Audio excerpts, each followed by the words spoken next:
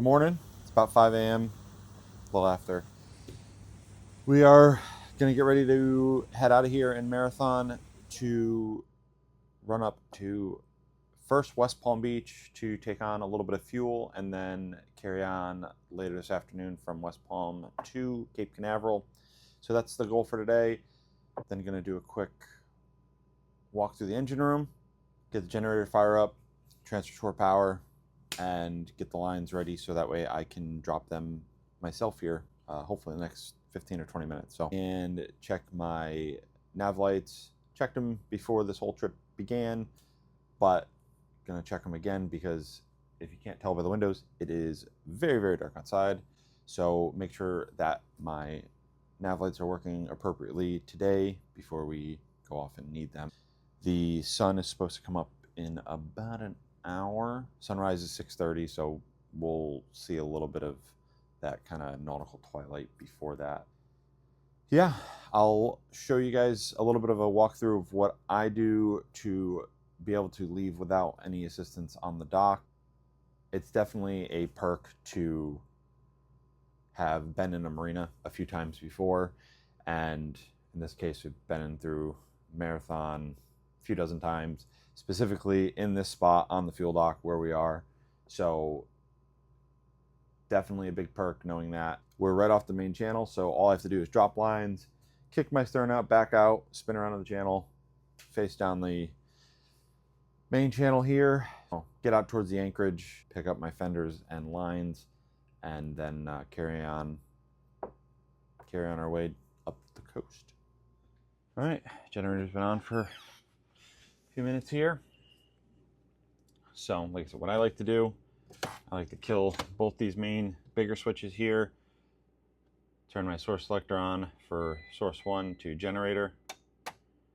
I don't like transferring this under load, and then turn both these panels back over to source 1. There's no diagnostics or anything for the generator up here, just a little green light saying it's running, just in case you forgot which one you started. We are running here on generator power. Let's go bring this roll. All right, so right now we are down to just 2 lines. I have this stern line here. Now, ordinarily, what I like to do is called a working line, where you start on your boat, wrap it around a cleat or a pile on the dock, and then cleat it back on your boat. I'm okay with not doing that here with the stern line because I have very easy access to that from the swim platform. So this will be my first line off today when we're ready. I have currently cleared technically both of my spring lines, and sorry, I haven't hopped back on the boat yet, but I got my bow line up here. The nice part about this is I can break down all of the lines that I'm not using, have them coil up and put away, so it's less I have to do after off the dock. And then I've dropped down to a single breast line up here on the bow. Now I can move a little bit further forward and backwards than I could if I had 2 good springs on, especially with the way this is running here. This works really well on a fixed pile, but I don't have a fixed pile here, so you work with what you got. This acts as essentially 3 lines right now. It acts as a bow line, keeping me from going off the dock. It acts as a spring line, keeping me from drifting too far forward or backward on the dock. And I wouldn't set it like this for overnight, but it's only gonna be set like this for a few minutes before we leave. And like I said before, working line, this is looped on the boat, wrapped around the cleat here on the dock, and then cleated up on the boat. So when I drop my stern line there, the next thing I'm gonna do with my yacht controller, I'm gonna hold my stern into the dock. I'm gonna come up here, I'm gonna uncleat this, and then I can just kick this off around the cleat here and pull it back onto the boat, and then I'll be free and clear from the dock with all my other lines put away. Only thing I'll have to do when I'm off the dock and underway is pull in my fenders and coil up 2 lines. So that'll be a little bit better than yesterday. Once everything's ready on the dock, we'll come up to the helm, get the main engines fired up and the yacht controller connected. A little bit of caffeine never hurt anyone either. That sailboat spotlight was on all night and was shining into my cabin, which was kind of annoying. Nothing to do with the trip, but just figured it'd be worth complaining about. Then before I start breaking the lines down, I'll just come down to the end of the dock here just to see if there's any boats coming down the channel. The channel was all clear, so I stepped back on the boat and got the stern line off and put away. It was a little too dark to see, but I got the forward breast line off as well. Got back up to the helm and saw a small fishing boat coming back in the channel, so I was waiting for them to get out of the way.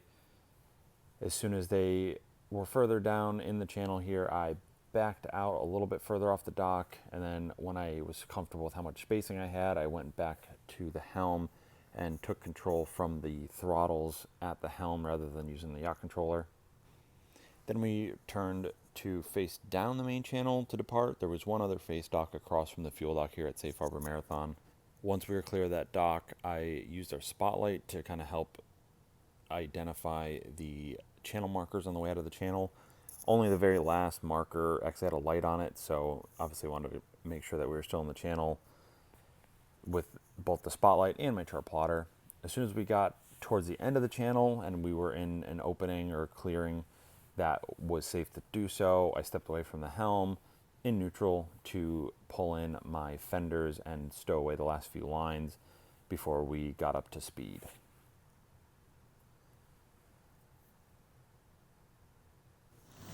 Literally like 20 minutes after we got out of the channel and had our fenders stowed, and we got a decent amount of daylight ahead of the sunrise. We also had throughout the morning really clear and full of cloud and dew.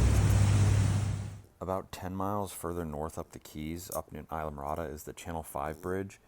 The route that feeds this is technically shorter by about 10 or 15 miles, but it's fed by a channel that's about 6 to 10 feet deep, so it makes it complicated for us to get on and off plane there, and I don't want to be rude passing by other traffic in there, not being able to slow down or be stuck going slow. So for an easier ride, I opt to go through the 7-mile bridge down at Marathon, even though it adds probably about 45 minutes or so to our run. This kind of ended up being the theme of our morning, which was a lot of rain, and we went through multiple different fronts of different systems, Marathon, all the way up to the left of Fort Lauderdale. So we're currently on rainstorm number 5 for the day, and it's only 9 in the morning. Little rainstorm action again, just past Key Largo. About 85 miles south of West Palm Beach. Well, about an hour north of Key Largo, and we started getting in sight of Miami, although we can only see about half the city skyline because of the rain.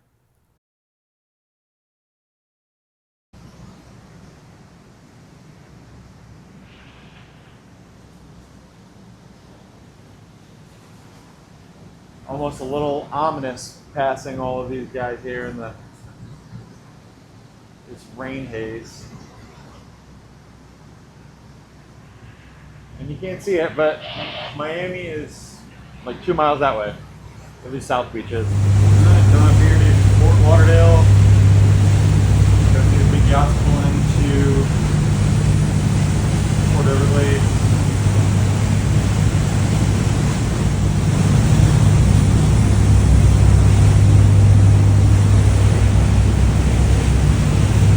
Port Everglades. About 40 miles to West Palm. A little bit of sunshine. Palm Beach Island, got some breakers. A few more minutes and we're pulling in the bass.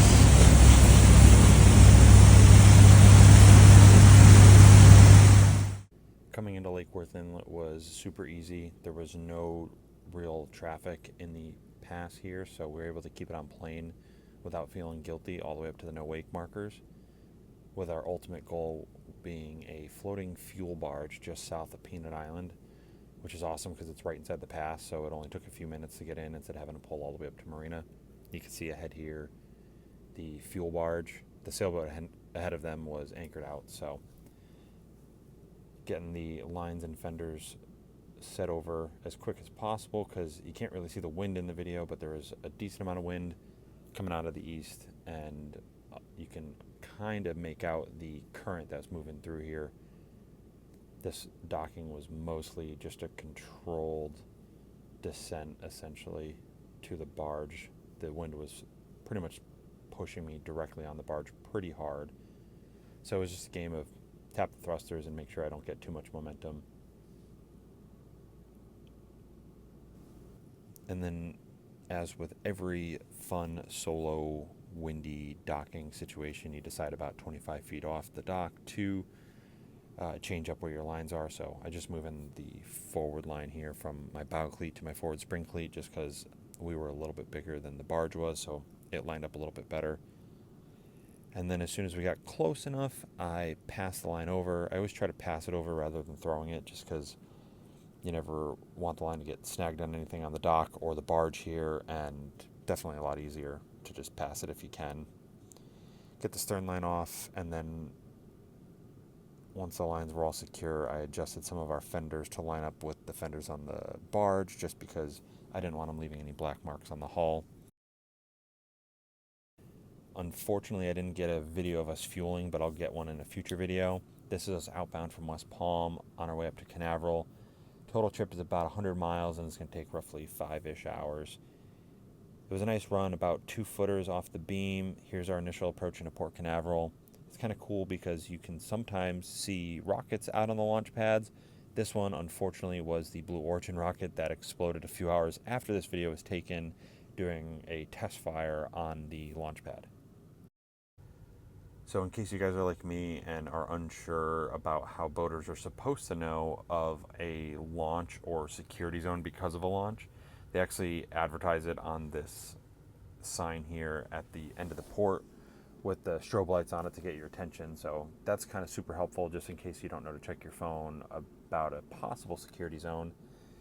This is a campground that is normally filled on the days or evenings with launches, but I'm sure tomorrow morning when SpaceX is launching around 7:30, 8 o'clock, that this will be full. Now the next part of this video is something I am super excited about. This is the last time that I have to do lines and fenders by myself on this delivery. We're getting ready to come into Ocean Club here in Port Canaveral. The boat will end up sitting here in Port Canaveral for about a week before I come back, and when I do come back, I will have a deckhand on board for the rest of the delivery. In case I didn't say it before, the deckhand for the rest of this delivery is going to be my dad. We usually have a pretty good time on these trips. However, just because I have someone helping me for the rest of this delivery doesn't mean I won't do lines and fenders anymore. That just means when I am doing them, we're at least still making way through the channel, and instead of just having to sit here like a sitting duck in the middle of the turning basin and constantly looking around for traffic or to see if the wind's blowing us somewhere we shouldn't be. Fortunately, Canaveral has very little current, so we have plenty of time and space to set this up, but that's not the same for a lot of other ports. A port like Charleston has a ton of both wind, current, and boat traffic, so it'll be very helpful having someone on board in an area like that for getting lines and fenders set up. Just like the approach to Canaveral is pretty cool, the port is also pretty cool because you can sometimes see the SpaceX rockets where they've been offloaded from the autonomous landing barges.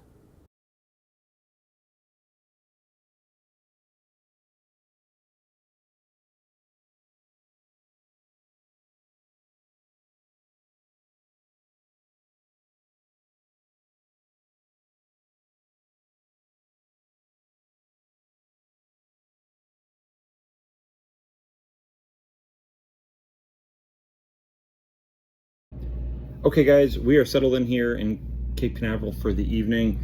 Ooh, I'm tired. We do have a slip reserved here for the next week or so, but I'm sitting on the fuel dock just because it was easier to come in on the face dock solo. If I had someone on board, I would have considered pulling into the slip, but I'm gonna get fuel in the morning tomorrow when the dock hands arrive, and after I get fuel, I will pull into said slip with the assistance of the dock hands on the dock. So that'll make it much easier, and I don't have to move the boat from the slip to the fuel dock back to the slip tomorrow. So it all worked out, and they're happy with it, I'm happy with it. All in all, we pushed off from Marathon around 5:45 this morning.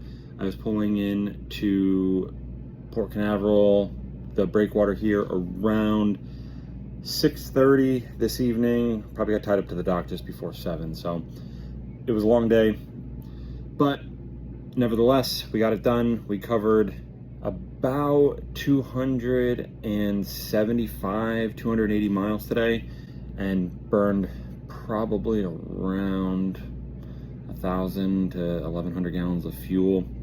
Also, side perk, the fuel dock attendants don't arrive until about 7:30, 8 o'clock tomorrow, so I get to sleep in a little bit, which is really nice because I have a 7-month-old at home and I don't get to sleep a whole lot when I'm home. I'm looking forward to some uninterrupted sleep.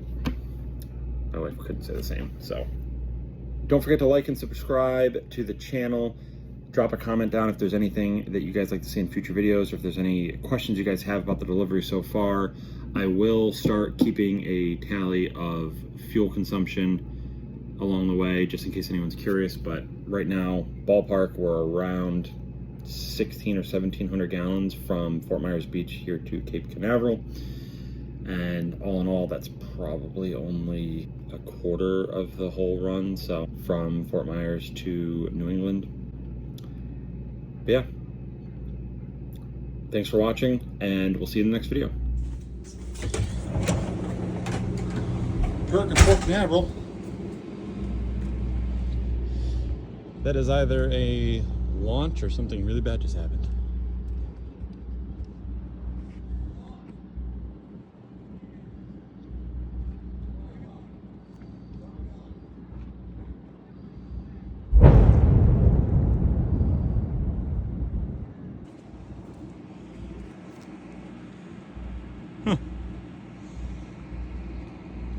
I don't know if that was supposed to happen. So obviously, as we all come to learn, that was the Blue Origin rocket that exploded on the launch pad. That obviously wasn't supposed to happen. And this was the scheduled SpaceX launch for the following morning that took off a little later. But sometimes you see something cool, and sometimes you see something that ends up on the news.